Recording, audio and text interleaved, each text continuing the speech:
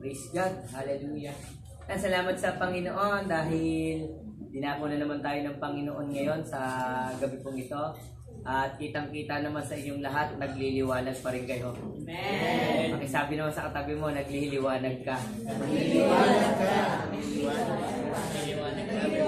Ito lang, tayong mga mananampalataya, kailangan na kailangan tayo ng mundo. Kailangan tayo ng madilim na mundo. Kasi kailangan ng mundo ang liwanag. At kung wala ang liwanag, madilim ang buhay. Tama? Kaya pag-usapan po natin is about light of the world. So ngayon po, ano ba yung quality of light? Mabilis lang po ito.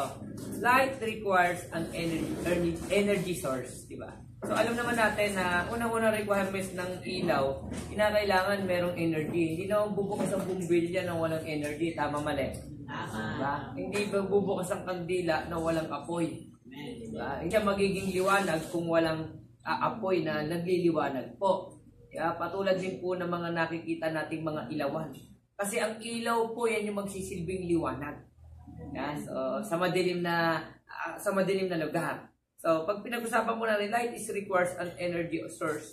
Ang sabi po ng John chapter 12 verse 46, sabi po diyan, naparito ako bilang ilaw ng mundo upang sino mang sumampalataya sa akin ay hindi na manatili sa kadiliman. So, sabi po ni Jesus dito po, sabi po ni Jesus diyan, naparito ako bilang ilaw ng mundo. Kasi sinasabi niya, ito yung purpose ko. Bilang liwanag sa mundo. Dahil nga po, sa totoo lamang ang mundo po natin padilim ng padilim ng padilim. At aminin natin talaga na ang mundo po natin ay pasama ng pasama ng pasama. Kaya kinakailangan po ng liwanag. Para magliwanag ang kanilang kaisipan. Diba? Magkaroon ng pag-asa. Hindi lang pag-asa. Diba? Magkaroon ng kapayapaan. So kailangan ng liwanag. At ang sabi ni Jesus na parito ko bilang ilaw ng mundo upang sino mang sumampalataya sa akin, sabi ni Jesus, ay hindi naman manatili sa kadiliman. Ibig sabihin, lahat daw talaga ng tao ay papunta talaga nasa kadiliman. Tama? Sabi ni Jesus lahat ng tao papunta sa kadiliman. So ang purpose ko ay naparito ko upang ang mundong ito ay magkaroon ng liwanag. So si Jesus pala ang sagot sa kadiliman. Light has only one purpose for existence. So meron pong purpose ang ilaw Diba kung bakit ginawa yan? Kung bakit kinakailangan ng ilaw? Dahil merong purpose. Kaya sabi ng John chapter 1 verse 4 to 5, ang salita ang pinagmumulan ng buhay. At ang buhay na ito ay ilaw. Dahil ito ang nagbibigay liwanag sa mga tao. Ang ilaw na ito ay nagliliwanag sa kadiliman at hindi ito nadadaig ng kadiliman. So sabi niya dito, ang salita daw ang pinagmumulan ng buhay. So kinakailangan pala ng Word of God. At ang buhay na ito ay ilaw. Sino ba yung Word of God? Pag sinabing Word of God, sino tinutukoy niya? Di ba si Jesus? Si Jesus Ang salita ng Diyos buha patungkol sa Panginoong Jesucristo. At sinasabi diyan, ang salita ng Diyos ay ilaw. Dahil ito ang nagbibigay liwanag sa mga tao. Napapansin niyo po, di ba? Ang mga tao po, mababago lang ang takbo ng buhay nila kapag nakakilala sila sa Panginoon. Amen. Yun naman talaga ang katotohanan na kapag narinig nila yung mabuting balita ng kaligtasan patungkol kay Kristo Jesus, doon nagsisimula yung pag-asa. Amen. Doon nagsisimula yung kapayapaan. Doon nagsisimula yung magkaroon ka ng kaginhawaan, kagalakan sa puso. Amen. Diba? Yung dating walang kagalakan, nasa madilim na mundo, walang pag-asa, wala man lang kapangarap, bahala na din ang laging sinasabi. Bahala na.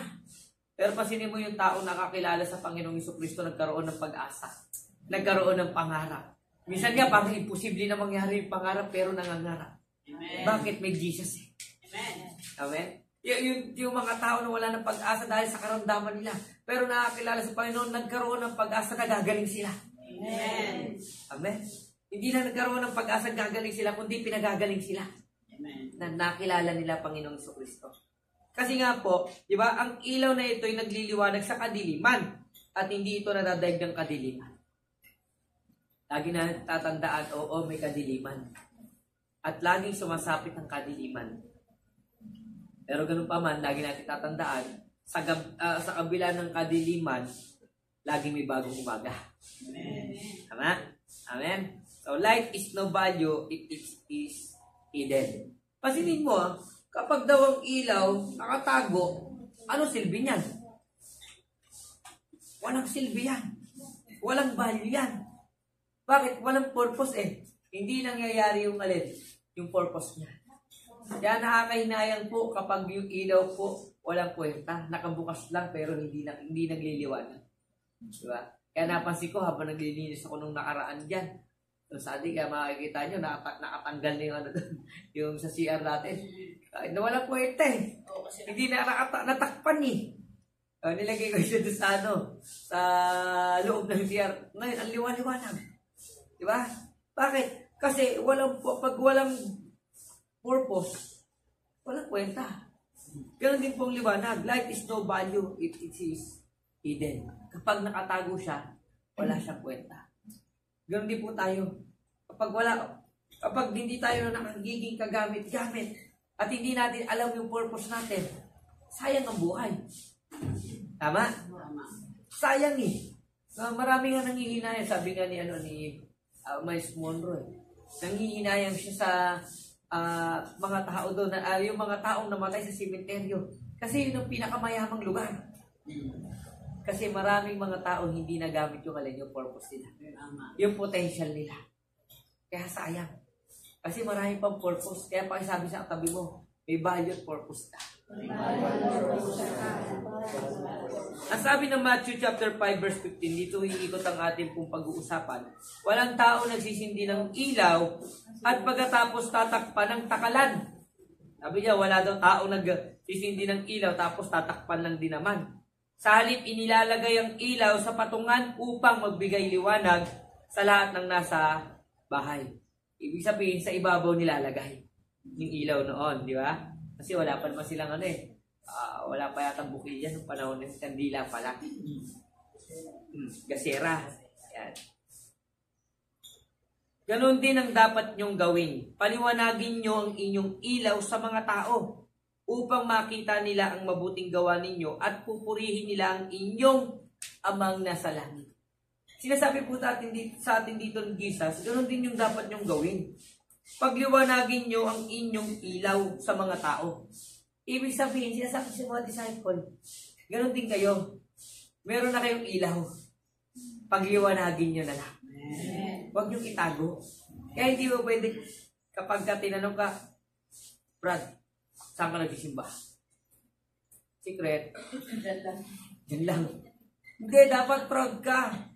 Christian ako. Yeah. Si Jesus yung sinasamba ko. Ay, hindi yung secret Christian ka. Yeah. Natapos ka na lang, na-endo ka na lang sa trabaho mo, hindi man lang nila alam na mananampalataya ka. Tama? So, mahalaga po, kahit saan tayo pupunta, alam natin may Diyos ka. Pasinin mo, kapag ikaw hayag yung pagiging Kristiyano mo, yung pagiging mananampalataya mo, nagugulat sila sa'yo. Diba, tatanungin ka nila, bakit ka ganyan? Anong religion mo? Ganun yung nagiging tanong nila. Yung hindi mo naman kailangan sabihin, pero napapansin nila. Tama? So, dahil nakikita nila sa buhay mo. Naalala ko tuloy, nung ako po ay nagtatrabaho pa. Kakawap ng mga ko niya. Ang sabi niya sa akin yan, Faustino, baka pwede ka mag-overtime. Tapos kwentuhan mo lang kami ng Bible. Ganun. Para lang mag-overtime ako, utuhin muna nila ako. Pero masama, kala kapag nag-overtime po ako niyan, talagang may Bible study kami. Po. Kaya dati, nahanap ako, meron ako dati dyan. Nung ako po ay nagsisimulang maging mananampalataya po. Nung time po na nakatapos po ako ng best day, kailangan ko na gamitin, kailangan ko na po magtrabaho. Ang sabi ko noon, Lord, ayoko po na mawala sa gawain. Kasi ang lagi kong pinupuntahan po, puro Bible study. Kahit sa Bible study, nandudong po ako. Sabi ni Ruel, lahat na lang ng gawain sa church, inaatinan mo, pre. Oo, pati mga kananayan, inaatinan ko po. Proud po ako nun. Kung maaalala ko nga, matatawa na lang po ako eh. No, pero nung time na po yan, nung kailangan ko na po magtrabaho. Alam niyo po, ang panalangin ko sa Lord, Panginoon, dalhin mo ako sa trabaho na hindi makakadlang sa'yo. Yun yung prayer ko eh. Dahil niyo po, nangyari, dumating po sa trabaho, nung nagtatrabaho ko, may nag-invite sa akin. Pwede ka ba mag-ano tayo, Bible study tayo? O sige po, punta ako doon. Okay, pwede ba mag-share ka na rin? Eh, bagong-bago po ako doon. Nung nag-share po ako ng Word of God, lakasan lang din po ng loob. Ayun, ako na po naging tagapagturo po nila. Opo, 1 year, 6 na buwan po akong nagtuturo po ako doon. At marami po akong naisama po sa church noong panahon po nila. Bakit? Nakikita nila nagliliwanag eh. Huwag mong itago, huwag kang matakot. Kasi, sa totoo lang, lahat tayo may liwanag eh. Kailangan lang natin ilabas. Why should we let our outlight shine? Bakit kailangan magliwanag? A light that does not shine is worthless. Sayang kung hindi ka magsashine magliliwanag. Tama, mali. Sayang yung liwanag kung hindi siya kagamit-gamit po. Jesus commanded that we sure to let our light shine before others. So, yan po yung sabi po ni Jesus, inutos sa atin ni Jesus na dapat makita yung liwanag natin sa harap ng iba. Na hindi lang ikaw ang nagliliwanag. Tama? Hindi lang ikaw na alam mong ikaw merong kaligtasan. Eh dapat nababahagi rin po natin sa iba yan. Hindi habang buhay po na tayo po ay nagtatago sa kadiliman. Di ba? Kasi na totoo lang, kung walang taong ginamit po hanggang ngayon nasa kadiliman po tayo. Amen. Ako lagi ko ina-appreciate po yung mga tao na ginamit po sa akin. Kung bakit po ako nakatayo at nakaupo po ngayon. At nakaupo po sa harapan po ninyo. Dahil may mga tao pong ginamit po sa akin. Kasi totoo lamang po, nung tumawag po yung tita ko, nagiinom lang ako noon eh. Sabi lang sa akin, magbakasyon ka muna, mag-relax ka muna. Pupunta kinabukasan pupunta tayo sa Basis. Hindi nakala ko sino. Na-corner ako. Ako naman, sige, punta ako sa Balis. Gulat ako. Ano pala? Kampo pala yung pupuntahan ko, pambihir. Pero salamat sa Panginoon sa mga ginamit ng Diyos. Bagamat, hindi naman yung ina-expect ko, pero sa kabila ng mga problema ko sa buhay ng panahon na yun, tinatagpo ako ni Jesus sa pamagitan po ng mga tao niya. Amen? So, how do we let our light shine? So, paano ba tayo magliliwanag? So, meron tayong letter L-I-G-H-T. So, una po, letter L. Kung gusto mo magliwanag, kapatid, kinakailangan po natin, love people passionately. Okay, ulit nga po. Love people passionately. Kinakailangan meron tayong pagmamahal sa tao. Na kung saan kung paano pinaranas sa atin ng Diyos yung pagmamahal ng Diyos sa atin. Ako naniniwala, naranasan niya yung pag-ibig ng Diyos. Amen. Hindi nga lang, talagang grabe yung encounter po. Tama, mali. Amen. Doon pa lang, sulit na eh. Yeah? Yung love naalala nyo yung Father's love. Di ba? Na, kung isipin natin, sino ba tayo para mahalin ng Panginoon? Na yung alibugang anak, kaya lang naman bumalik yun kasi gutom siya. Kaya problemado siya. Marami sa atin, kaya lang naman tayo nagsimba kasi problemado na. Pero makikita mo doon yung pag-ibig ng Diyos. Walang tinatangi. Ang Diyos natin hindi po nagtatangi. Pag nagmahal siya, talagang all out. Minahal tayo niya, hindi pa natin siya minamahal. Minahal na tayo ng Diyos. Kaya ang kinakailangan natin, ano sabi ng Lord sa atin? Magmahal tayo. Mahalaga po, matuto tayo magmahal. Kasi ang Diyos natin, Diyos sa pag-ibig. Hindi ako naniniwala na kung Diyos na nakatagpo tayo ng pagmamahal, hindi natin kayang mahalin ng kapwa natin. Bagamat mahirap, tama mali. Mahirap eh. Hindi madali eh. Pero mo, kaaway mo na, sisyaran mo pa. Tama? Pero dahil naranasan mo yung pag-ibig ng Panginoong kapatid, hindi mahirap magmahal. Love people passionately. Kinakailangan may passion po tayo. Ano sabi ng Mark chapter 6 verse 34? Sabi diyan, kaya nang bumaba si Jesus sa bangka, nakita niyang napakaraming tao. Naawa siya sa kanila dahil para silang mga tupa na walang paspol. Kaya tinuruan niya sila ng maraming bagay. Ano yung napakiramdam ni Jesus? kawawa naman tong mga tao to. Umakit siya sa bundok eh. Nakita niya daming tao. Nagsusunuran sa kanya. Kasi naghihimala siya. Nagpapakain siya. At hindi lamang po yung nagpapagaling at nagpapalayas ng demonyo. Pero nakita niya yung tao, ano naranasan niya? Nahabag siya. Kasi para nakikita niya yung mga tao dito, yung mga tao na yan. Parang mga tupang walang pasto. Hindi nila alam yung talagang desisyon nila eh. Kasi gusto lang naman talaga nila gawing hari na si Jesus eh. Pero hindi nila sila naghahanap na maligtas. Kaya awang-awa po si Jesus. Ganon din po yung maging puso po natin. Na magkaroon tayo ng passion sa kaluluwa. Sa los, sa mga tao naliligaw. Magkaroon tayo ng pagmamahal sa kanila. Kasi mahalaga po yan. Dito nagsisimula yan. Yung magmahal. Na ang prayer mo, Lord, hindi lang ako, pati asawa ko, pati pamilya ko, mga anak ko, makaranas. Kamag-anak ko, diba?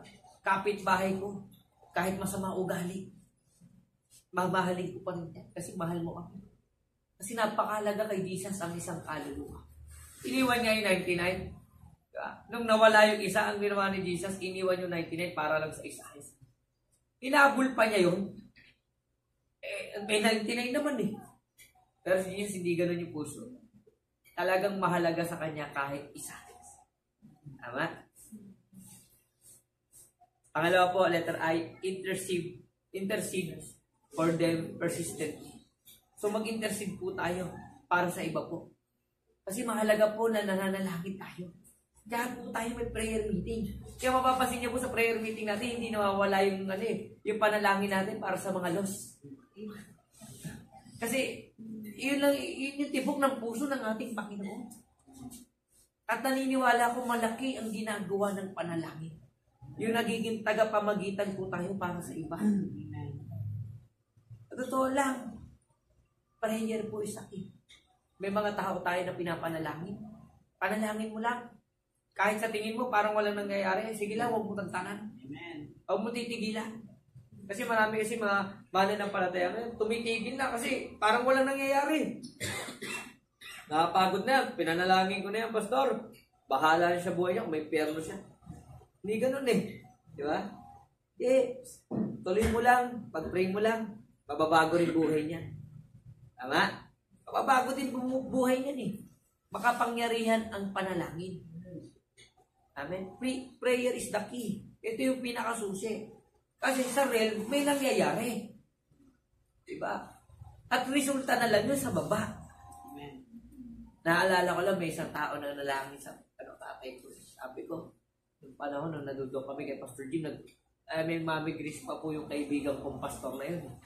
Nadudok po kami, magme-meeting kami. Nakikita ko po yung isang man of God, Apostol Adja. Nakwento ko yung tatay ko.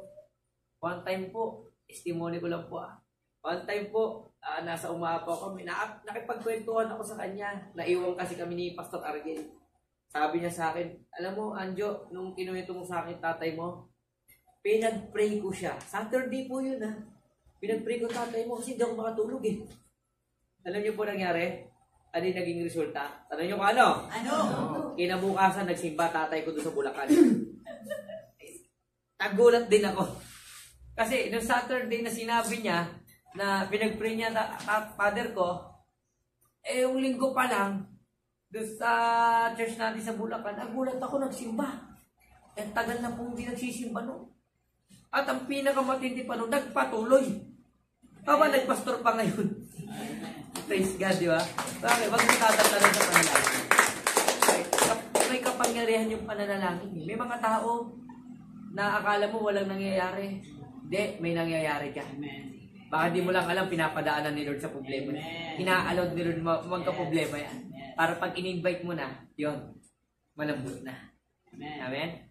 So, sabi po na, bigyan po natin ng verse. Bakit kailangan natin panalangin yung mga taong yan? Ang sabi po ng 2 Corinthians chapter 4, verse 4, na binulag ng Diyos ng sanglibutang ito ang mga pag-iisip ng mga hindi nagsisisampalataya upang sa kanila'y huwag sumilang ang kaliwanagan ng ebanghelyo ng kaluwalhatian ni Kristo na siyang larawan ng Diyos.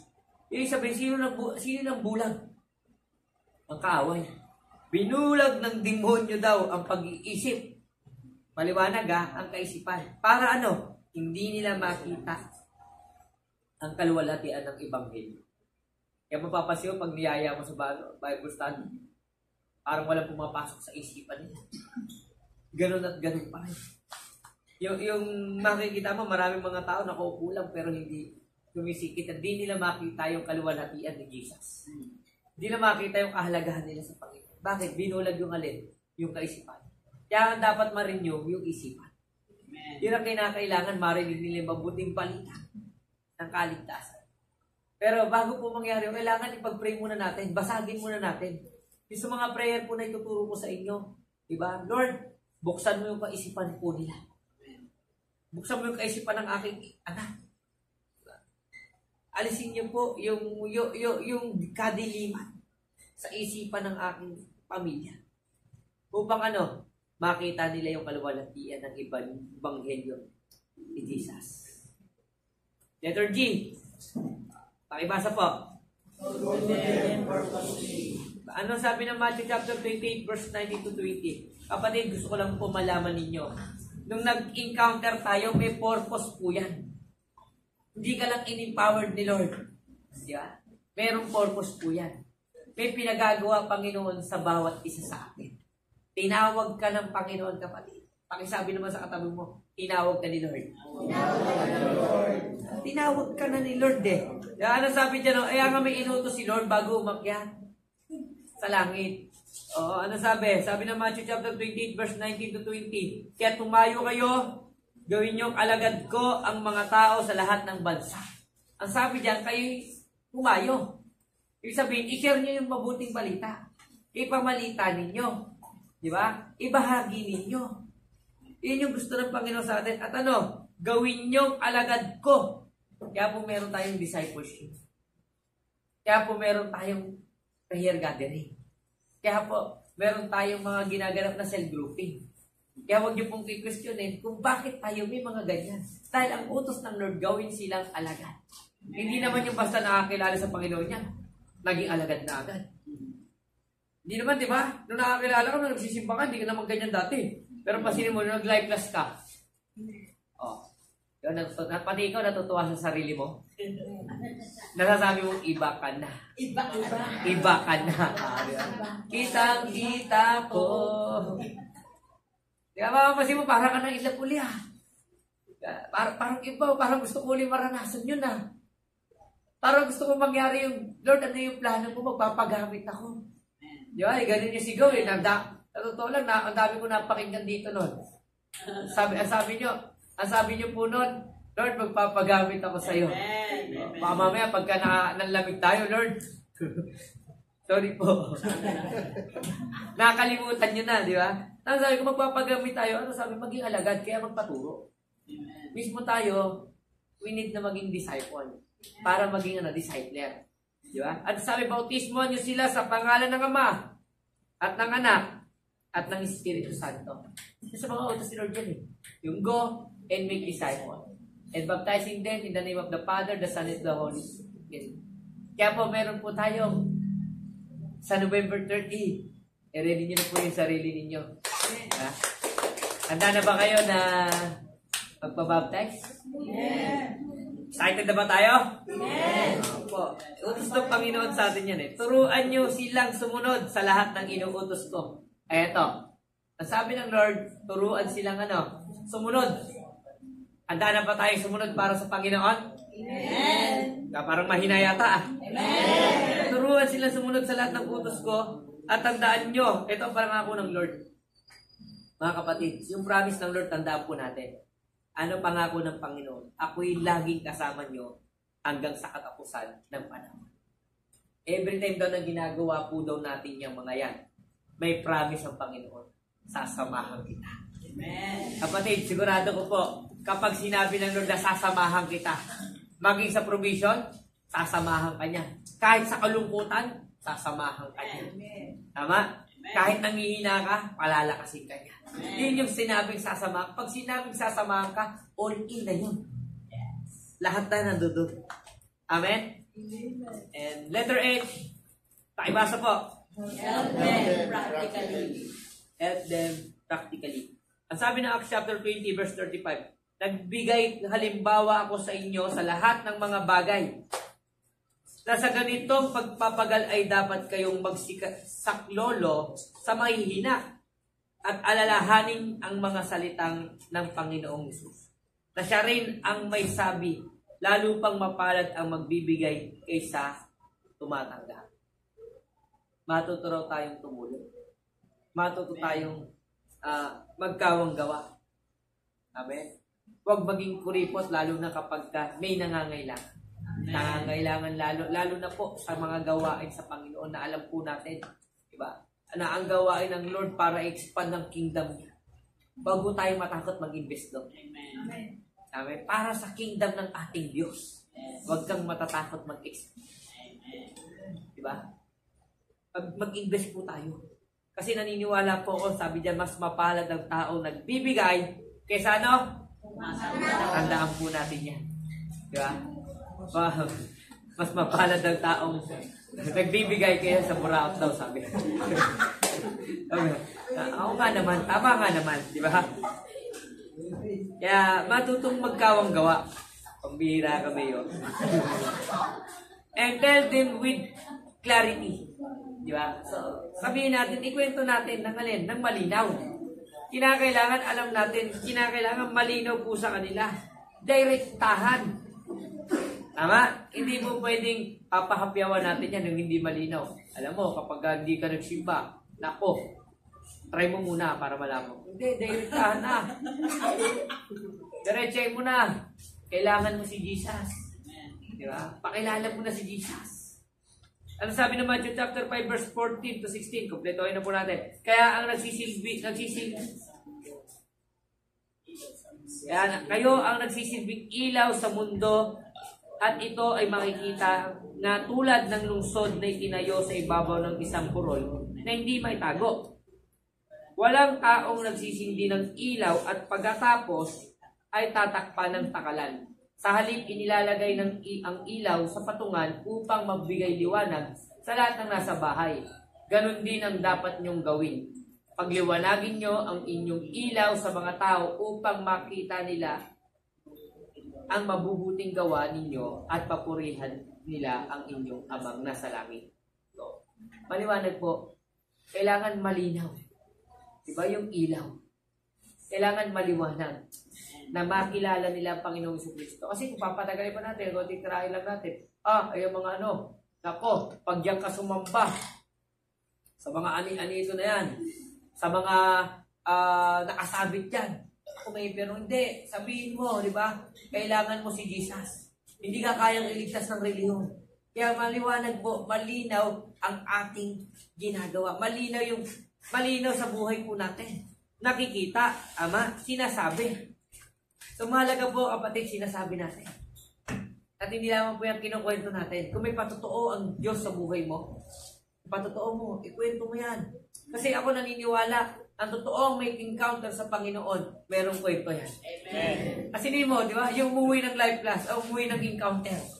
Yung mga nag-uwian ng encounter. Kasi iba yung kwento. Di ba? Wala kayong ginawa, ayaw tumigil ang bibig nyo. Amen. Kakakwento nyo. Nandito na nga tayo, nag-uwi ka na nga, nag-overtime pa kami dito eh. Ang bira. Nagkapuyatan pa eh. Ayaw na umuwi pa. Parang ayaw nang umuwi eh. Ayaw mag-iwalay.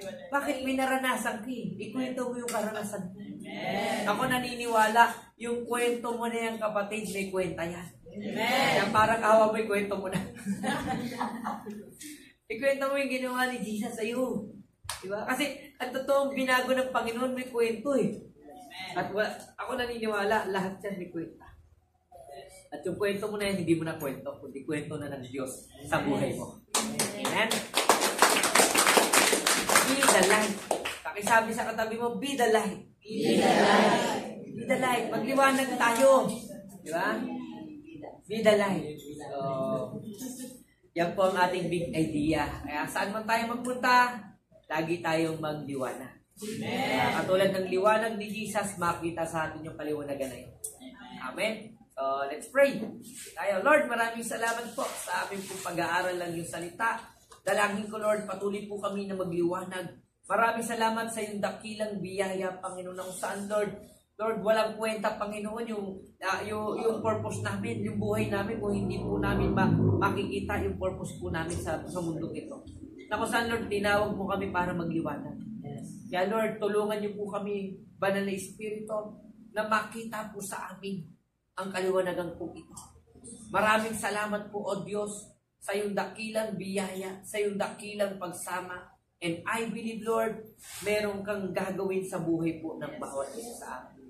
Lord, I declare, Panginoon, sino man yung mga nag-aasam na magamit ng Panginoon dito, I declare, gagamitin mo mightily power in the name of Jesus. Lord, everyday na mananalangin sila, pagpapagaling sila, Panginoon, sapagkat, Lord, nasa iyo, sinasamahan mo sila, O Diyos. Kaya naman, Panginoon, na everytime po na mangangaral sila ng iyong salita, mangangaral sila na may katapangan, may kapangyarihan. At maraming salamat po dahil naniniwala po kami, Panginoon, meron kang malaking purpose sa buhay ng bawat isa. Yes, Lord. Thank you so much, Lord. In Jesus' name, Amen.